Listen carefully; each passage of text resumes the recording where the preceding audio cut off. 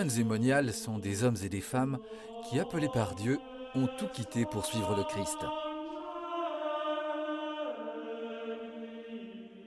Retirés dans une abbaye, ils placent la prière au centre de leur vie, avec 7 offices au cours desquels ils chantent les psaumes et proclament la parole de Dieu. Ils vivent en communauté sous la direction d'un abbé et selon une loi, appelée la règle. Enracinés dans le Christ et l'Évangile, ils font vœu de pauvreté, de chasteté et d'obéissance.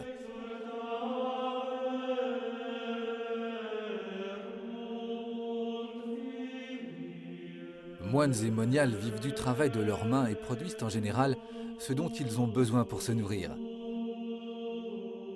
Pendant leur temps de travail, ils veillent à se tenir en présence de Dieu par le silence et la contemplation.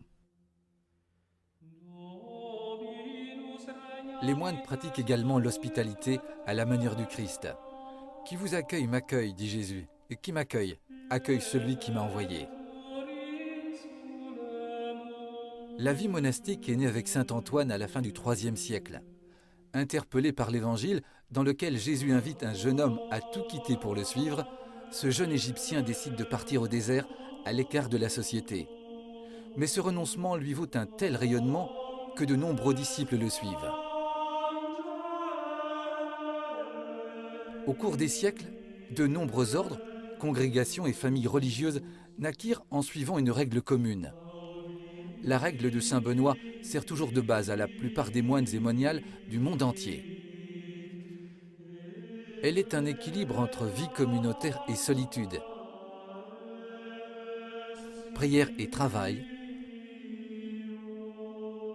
obéissance et liberté intérieure. On entend parfois dire « un moine, une moniale, à quoi ça sert ?» La vocation d'un moine n'est pas de l'ordre de l'utilité. Il en est de même de l'amour. On peut dire qu'il ne sert à rien, et pourtant, il est absolument nécessaire.